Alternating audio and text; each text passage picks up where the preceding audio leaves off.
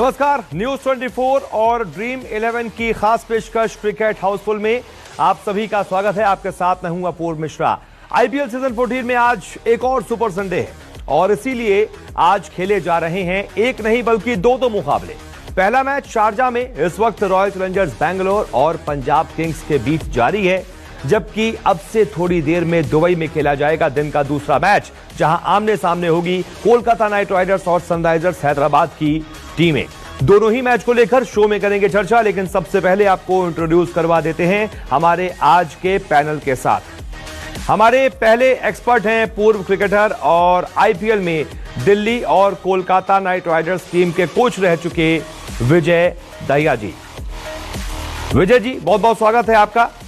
Thank you. और साथ ही साथ हमारे साथ आज सरणदीप सिंह भी मौजूद हैं, जो टीम इंडिया की तरफ से भी खेल चुके हैं और साथ ही साथ प्रोट सेलेक्टर भी रह चुके हैं। सरणदीप जी, आपका भी बहुत बहुत स्वागत है। और साथ ही साथ हमारे साथ वीआरवी सिंह भी मौजूद हैं। वीआरवी भी टीम इंडिया की तरफ से भी खेल चुके हैं और साथ ही साथ आईपीएल में पंजाब की फ्रेंचाइजी की तरफ से भी खेल चुके हैं। आप तीनों का ही बहुत बहुत स्वागत है आज के शो में।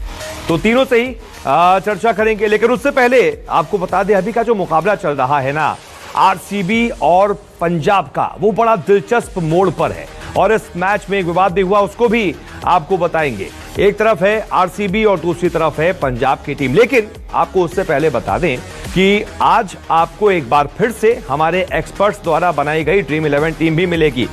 लेकिन उससे पहले जरा एक नजर इस वक्त जो ब्रेकिंग न्यूज आ रही है। मैच में आज खराब अंपायरिंग पर सवाल उठ गए। ये हम बात कर रहे हैं जो पहला मुकाबला हुआ है आरसीबी और पंजाब के बीच जो जारी है, उसमें आरसीबी की जब बैटिंग चल रही थी तब खराब अंपायरिंग पर पूर्व क्रिकेटर्स भी भड़के हैं। डीआरएस के बावजूद गलत फैसला दिया गया है। इस मैच में डीआरएस लिया गया था, देवदत्त पडिक्कल आउट लग रहे थे, लेकिन उस दौरान खराब अंपायरिंग की वजह से मैच में विवाद हो गया।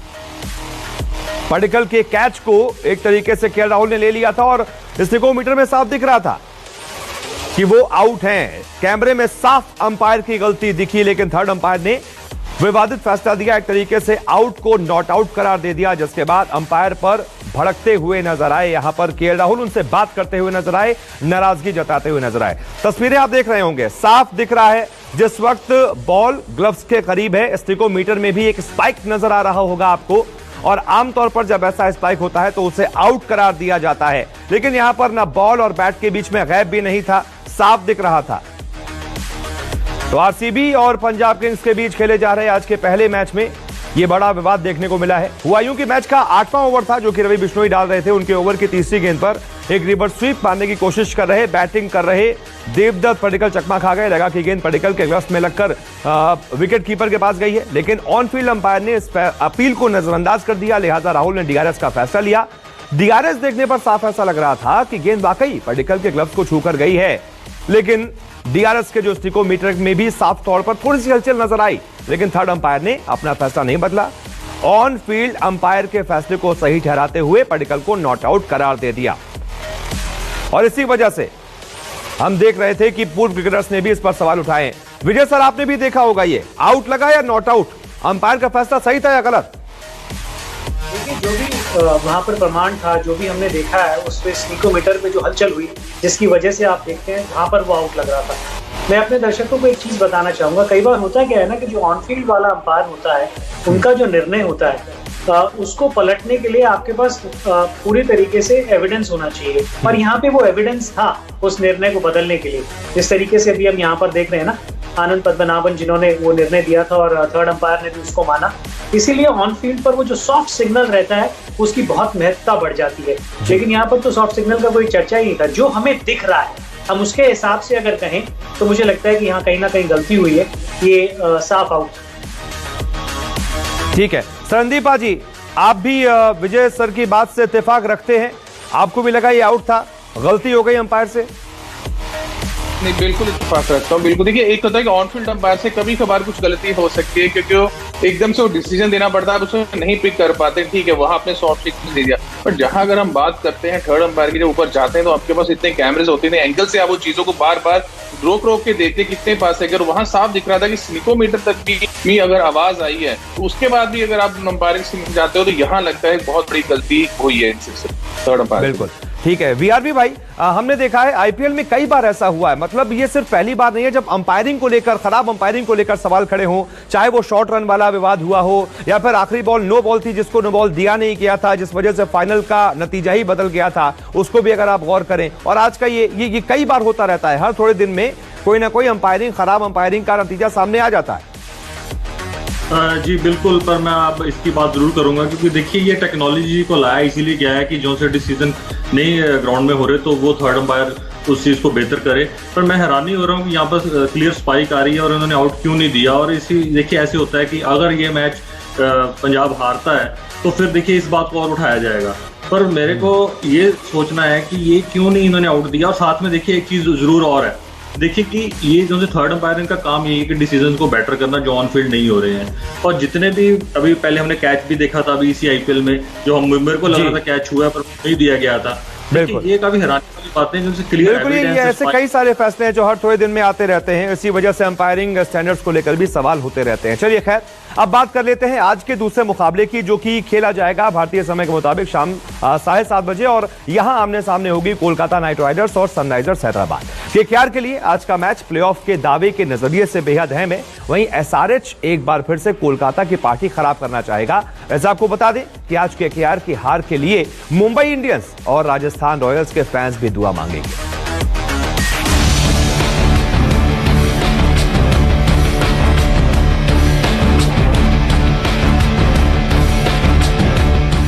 आईपीएल सीजन 14 में आज सुपर संडे का दूसरा मुकाबला होगा दो विदेशी कप्तानों की टीमों के बीच, और ये जंग होगी प्लेऑफ के लिए क्वालिफाई करने की जुगत में लगी कोलकाता नाइट राइडर्स और पहले से ही टूर्नामेंट से बाहर हो चुकी सनराइजर्स हैदराबाद के बीच।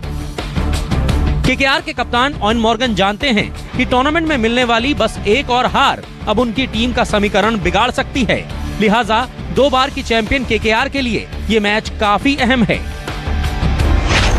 पॉइंट्स टेबल में टॉप 4 टीमों में बरकरार केकेआर के फिलहाल 12 मैचों में 10 पॉइंट्स हैं। खास बात यह है कि केकेआर ने पिछले 5 में से 3 मुकाबले यूएई लेग में ही जीते हैं। यहां से अगर कोलकाता दोनों मैच जीत जाती है तो टीम प्लेऑफ में अपनी जगह पक्की कर लेगी। केकेआर की परेशानी उसके अहम खिलाड़ियों की फिटनेस और फॉर्म दोनों हैं। आंद्रे रसल और लॉकी फर्ग्यूसन की फिटनेस पर सस्पेंस है। टीम के लिए अच्छी बात उसके टॉप 4 बल्लेबाजों की फॉर्म है, जिनमें युवा वेंकटेश अय्यर, शुभमन गिल, राहुल त्रिपाठी और नीतीश राणा लगातार रन बना रहे हैं। लेकिन कप्तान ऑयन मॉर्गन की फॉर्म टीम के लिए अभी भी परेशानी का सबब बनी हुई है। केकेआर ने पिछले मैच में टिम सैफर्ड और टिम साउदी को प्लेइंग 11 में शामिल किया था और दोनों का प्रदर्शन औसत रहा था। आज केकेआर के पास ऑलराउंडर शाकिब अल हसन को प्लेइंग 11 में लाने का ऑप्शन रहेगा। वहीं दूसरी तरफ केन विलियमसन की कप्तानी में सनराइजर्स हैदराबाद का भले ही टूर्नामेंट में अभियान खत्म हो चुका हो, लेकिन सनराइजर्स हैदराबाद के पास कोलकाता की पार्टी खराब करने का मौका जरूर है। सनराइजर्स हैदराबाद के 11 मैचों में 4 पॉइंट्स हैं। भारत में खेले गए आईपीएल 14 के पहले फेज में केकेआर ने सनराइजर्स हैदराबाद को 10 रन से मात दी थी। वैसे दोनों टीमों के बीच हेड टू हेड मुकाबलों की बात करें तो केकेआर का पलड़ा भारी नजर आता है। केकेआर ने 20 में से 13 मुकाबले अपने नाम किए हैं, जबकि 7 मैचों में उसे हार का सामना करना पड़ा है। हैदराबाद के लिए पहले ही प्लेऑफ के दरवाजे बंद हो चुके हैं। पिछले सीजन में भी हैदराबाद ने ही एक अहम मैच में मुंबई को हराकर कोलकाता को प्लेऑफ से बाहर कर दिया था। वैसे तो मौजूदा सीजन में हैदराबाद ने अपने प्रदर्शन से फैंस को निराश ही किया है, लेकिन पिछले कुछ मुकाबलों में टीम की गेंदबाजी सुधरी हुई नजर आई है।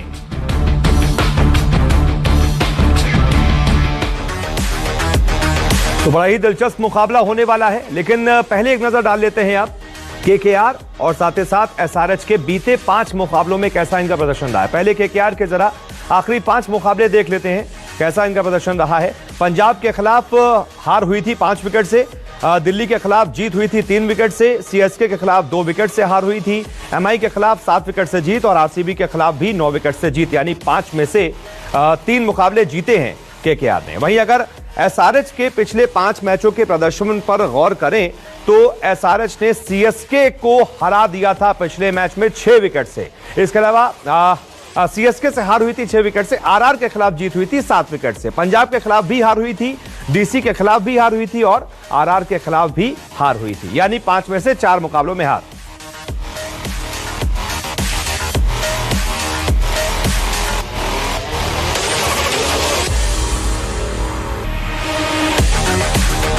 तो अगर लेकिन पीछे के मुकाबले की बात करें, जहां पर आज मुकाबला है वहां पर एसआरएच अपना जो है पिछला मैच जीती है और केकेआर हारी है। अगर उस पर अगर गौर करेंगे तो उस हिसाब से देखिए कि एसआरएच को तो लगेगा कि भाई सही है, आज तो अच्छा मौका है। चलिए एक्सपर्ट्स के पास चलते हैं।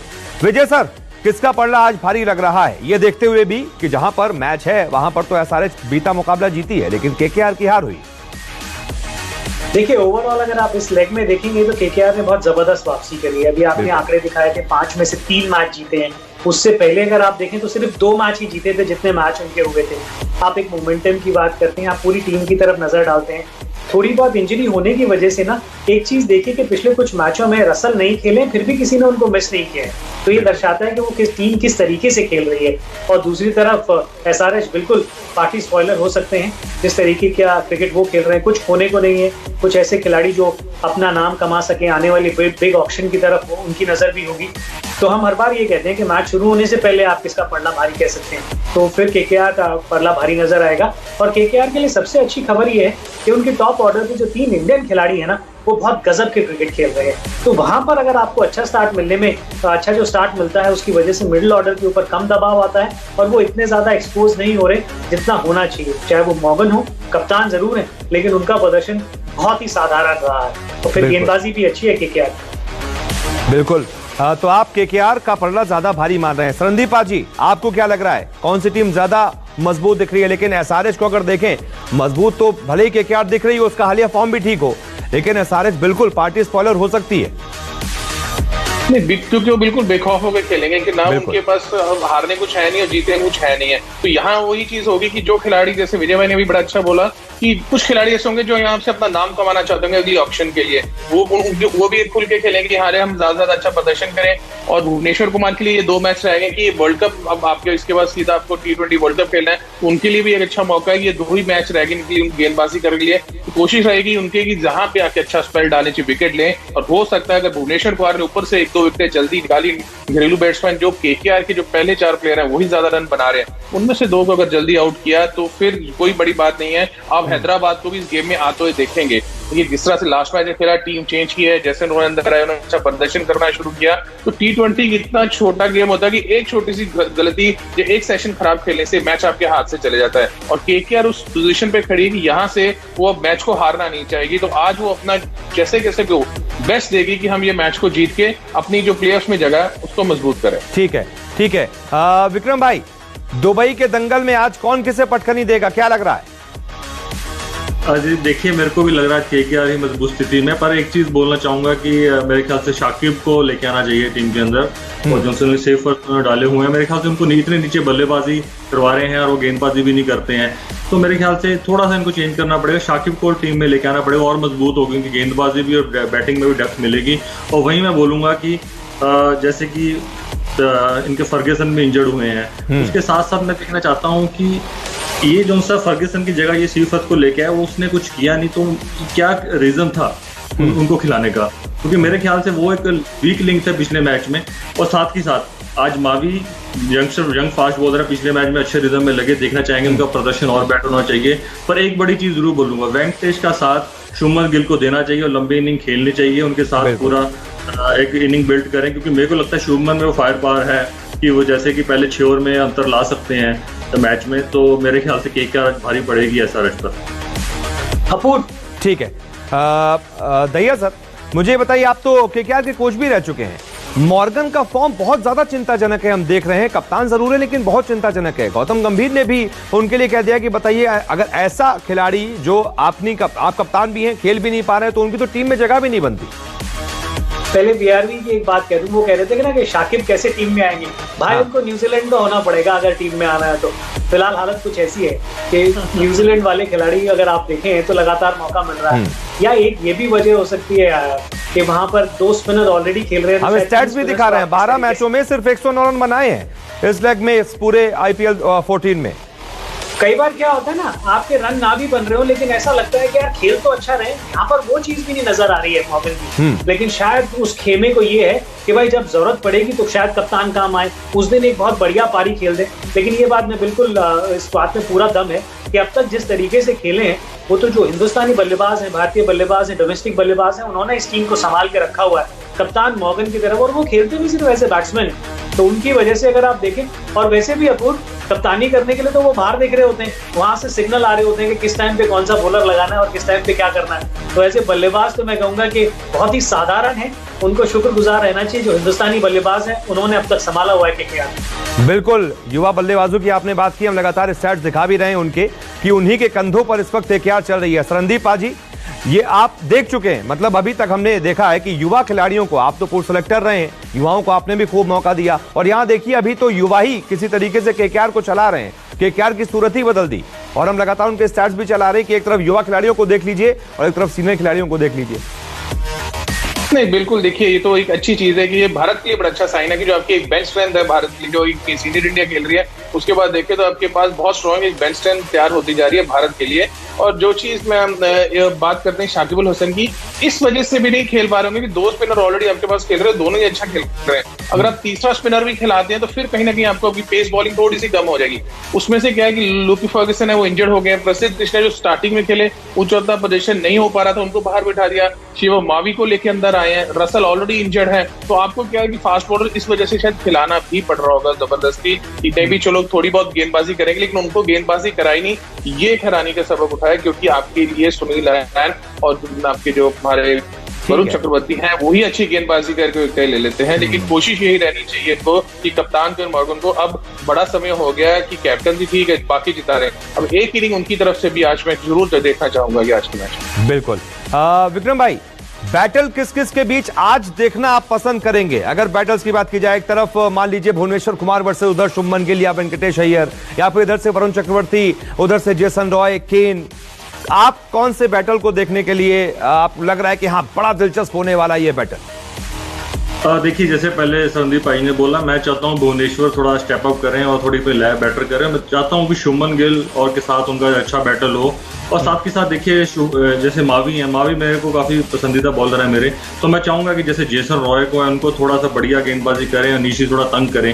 तो ये दो बैटल हैं। देखिए बैटल तो सारी ही बड़ी है क्योंकि स्पेशली केकेआर के लिए जीतना ही पड़ेगा उन्हें मैच, पर मैं साथ ही साथ एक पॉइंट जरूर ऐड करूंगा, अगर ये शाकिब को नहीं खिला सकते तो सीफ वर्थ को उन्होंने खिलाया जरूर था, पर सीफ वर्थ की जगह ये बेन कटिंग को भी खिला सकते थे, वो भी बाहर बैठे हैं, क्योंकि अगर फर्ग्यूसन की जगह अगर आप फास्ट बॉलर ही सोच रहे हैं तो वाई नॉट कटिंग, वो उनको भी आपने डगआउट में बना रखा है। बिल्कुल सही, बेहतर है कि एक ऑलराउंडर को आप खिलाएं। ठीक है, आप तीनों के पास मैं लौटता हूं। अब जरा नजर डाल लेते हैं कि करके तीनों हमारे एक्सपर्ट्स की ड्रीम 11 पर। सबसे पहले विजय दहिया की ड्रीम 11, आज की उनकी ड्रीम 11 क्या है उस पर एक नजर।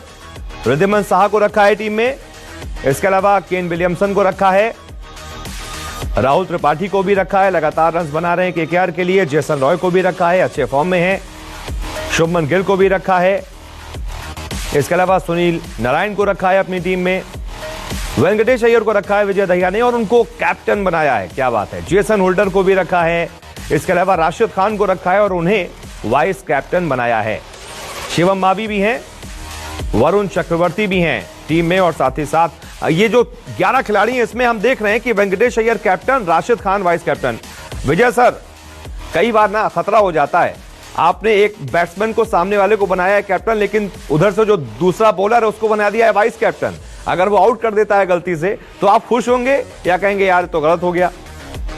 गलती से नहीं आउट करेगा, उसमें इतनी काबिलियत है जो अपनी काबिलियत से आउट करेगा, लेकिन वो आएगा तो 6 ओवर के बाद, और अय्यर साहब 6 ओवर में इतने रन बना सकते हैं, और ये भी हो सकता है कि अगर दूसरे छोर से विकेटें गिरी हो तो शायद वो उस तरीके की बल्लेबाजी ना करे। और एक और चीज जो चीज देखने को मिली है और जिसने प्रभावित किया है, अय्यर गेंदबाजी भी करने लगे हैं, और जब आप इस तरीके की फॉर्म में होते हैं ना तो कप्तान आपकी तरफ, जब पर्पल पैच हिट हो रहा होता है तो सब कुछ आपकी तरफ हो रहा होता है, हो सकता है उन्हें वो गेंदबाजी करने को मिले और कुछ विकेटें भी उनके नाम पे हो। बिल्कुल, अभी तो कुछ विकेट्स लिए भी हैं उन्होंने जब भी उनको मौका मिला है। ठीक है, आपके पास मैं लौटता हूं और अब जरा नजर डाल लेते हैं कि अगली टीम क्या है। अगली टीम जो है वो शरणदीप पाजी की है। शरणदीप पाजी की ड्रीम 11 में कौन कौन से खिलाड़ी हैं, किसको उन्होंने कैप्टन रखा है, किसको वाइस कैप्टन रखा है, जरा इस पर एक नजर। रिद्धिमान साहा को रखा है, इसके अलावा केन विलियमसन को रखा है और विलियमसन को कैप्टन बनाया है शरणदीप पाजी ने। जेसन रॉय को भी अपनी टीम में रखा है, इसके अलावा नीतीश राणा को भी रखा है, राहुल त्रिपाठी को रखा है, सुनील नारायण को रखा है, वेंकटेश अय्यर, ये तो सभी की टीम में होंगे, इतने शानदार फॉर्म में है। भुवनेश्वर कुमार को भी रखा है, राशिद खान को भी अपनी टीम में रखा है, ये भी ऐसे खिलाड़ी हैं जो सब में होंगे। फर्ग्यूसन को भी अपनी टीम में रखा है और वरुण चक्रवर्ती को भी अपनी टीम में रखा है शरणदीप पाजी ने। तो शरणदीप जी, अपनी टीम पर एक जल्दी से कमेंट, शुभमन गिल को आपने नहीं रखा लेकिन? हाँ जी, नहीं रखा। देखिए मैं वरुण चक्रवर्ती को रखा ओपनर हमारे साथ, और 2 ओपनर चाहिए। जैसन रॉय दोनों अच्छा करते आ रहे हैं, लेकिन शुभमन गिल को भी जरूरत है थोड़ा सा और लंबी पारी खेलने के लिए। जो घरेलू क्रिकेटर्स होते हैं, मैं ये मानता हूँ जितना वो लंबा खेलेंगे उतना टीम के लिए अच्छा है। अगर आप सीएसके में देखें तो जैसा ऋतुराज गायकवाड़ ने रन बनाया, यशस्वी जायसवाल ने लंबी पारियां खेल के मैच में खेली, जैसा जबरदस्त मैच हुआ, वैसा कुछ शुभमन गिल अभी तक नहीं करते आ रहे, ऐसा कुछ नहीं देखने को मिला, इसलिए साइड भी उनको नहीं रखा गया। और सुनील नारायण को अपने वाइस कैप्टन चुना है, कोई खास वजह? हालांकि खेली बहुत शानदार रहे, लेकिन फिर भी नहीं, खेल भी अच्छे, विकेट भी अच्छी ले रहे हैं। और अगर देखिए अगर होगा कि जैसे हैदराबाद ने बड़ा रन बना दिए, 170-80 बना दिए, तो इनको ये ऊपर भी भेज सकते हैं नंबर 3 पे बल्लेबाजी करने के, या नंबर 4 पे जाके कि पहले 6 ओवर का एडवांटेज लेकिन केकेआर के लिए उन्होंने ओपन बहुत सोच समझ के टीम बनाई है। विलियमसन को कैप्टन बनाया, यानी कि टीम बढ़िया करेगी, रन ज्यादा बनाएगी, फिर सुनील नारायण को मौका भी मिलेगा।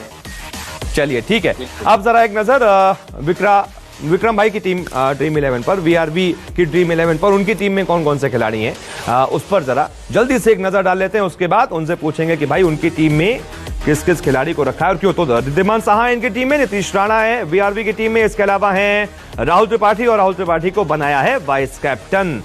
शुभमन गिल को भी रखा है अपनी टीम में, सुनील नारायण को भी रखा है, जेसन होल्डर को भी रखा है, इसके अलावा है वेंकटेश अय्यर, और अय्यर को बनाया है कैप्टन। भुवनेश्वर कुमार, राशिद खान, शिवम मावी और वरुण चक्रवर्ती। तो बीआरबी भाई, वेंकटेश अय्यर से आपको भी पूरी उम्मीदें हैं, और जिस तरीके की आपने टीम बनाई है, लग रहा है कि आप तो चाह ही रहे हैं कि भाई केकेआर जीत जाए, लेकिन बहुत सारे लोग आज दुआ मांग रहे हैं कि केकेआर ना जीते। हाँ नहीं, बिल्कुल अय्यर को कैप्टन बनाना बनता। देखिए बल्लेबाजी तो करते करते हैं, जैसे वो बॉलिंग भी डाल रहे हैं, बहुत विकेट चटकाते हैं बीच में आके, और काफी इम्पैक्टफुल बॉलर लग रहे हैं मेरे को लग रहा है कि वो उनमें प्रतिभा है एक बड़े ऑलराउंडर बनने की। और साथ ही साथ मावी को भी मैंने रखा है, क्योंकि इनकी प्रतिभा पे मेरे को यकीन है कि अच्छी गेंदबाजी करते हैं। ताकि देखिए वरुण चक्रवर्ती हो या राशिद खान हो, ये अपनी टीम के लिए बहुत ही बेहतरीन गेंदबाजी करते हैं। विकेटें तो चटकाएंगे, पर एक चीज मैं देखना चाहूंगा कि सुनील नारायण को कहाँ पर ये बॉलिंग डलवाते हैं, क्योंकि मेरे को लगता है SRH के जो उनसे बल्लेबाज हैं वो थोड़े से स्पिन के विरुद्ध हल्के हैं, तो इनकी मैं हंसते हैं स्पिन के विरुद्ध। ठीक है, मैं अब जल्दी से एक प्रेडिक्शन हो जाए भाई आज के मैच में। विजय सर, मॉर्गन के महारथी या फिर विलियमसन के वॉरियर? आपने ठीक कहा, मॉर्गन के महारथी, क्योंकि खुद तो मॉर्गन महारथी है नहीं इस समय, तो मैं कहूंगा कि हाँ जी, केकेआर एज ए टीम। ठीक है, संदीपा जी? बिल्कुल, मैं हैदराबाद के साथ जाऊंगा भी इस बार। मैं तो विलियम्स के वॉरियर को ही पकड़ रहा हूँ, सपोर्ट कर रहा हूँ कि आज कुछ ट्रेड वो जरूर करेंगे। पॉइंट्स टेबल में थोड़ी सी खलबली इस बार मुझे लगता है कि आज जीते तो एक और खलबली आपको देखने को मिल सकती है। फिर बिल्कुल, ये खलबली मची, इसी की दुआ और भी लोग मांग रहे हैं, चाहे मुंबई के फैन हो, आरआर के फैन हो, ये तो दुआ कर ही रहे होंगे कि आज केकेआर हार जाए। ठीक है विक्रम भाई, आप किसकी तरफ हैं? मैं केकेआर के साथ, और मैं साथ के साथ ये बोलूंगा आज मॉर्गन को महारथी बनने का पूरा चांस है, तो बन के दिखाएं आज। अपनी टीम में लिया है शायद आपने, मॉर्गन ने नहीं लिया है? नहीं, मैं वेंकटेश अय्यर को लिया ना कैप्टन, उन्होंने तभी बनाया कि केकेआर जीतेगी। चलिए ठीक है, बहुत शुक्रिया आप तीनों का हमारे साथ जुड़ने के लिए, और आप सभी का भी हमारे साथ जुड़ने के लिए बहुत बहुत शुक्रिया। रोज वही बात भूलिएगा नहीं, अगर आईपीएल की पूरी एबीसीडी को जानना है तो रोज शाम को 6:30 बजे न्यूज 24 पर आना है। नमस्कार।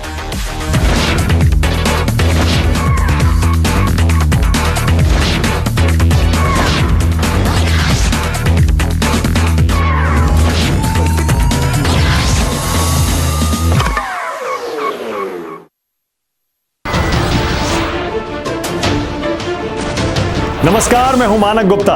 अगर आपको हमारा ये वीडियो पसंद आया हो तो इसे लाइक और शेयर जरूर करें, और हां, हमें सब्सक्राइब और फॉलो करना ना भूलें, ताकि आप देश और दुनिया की कोई खबर मिस ना करें। तो जुड़े रहिए हमारे साथ और देखते रहिए न्यूज़ 24।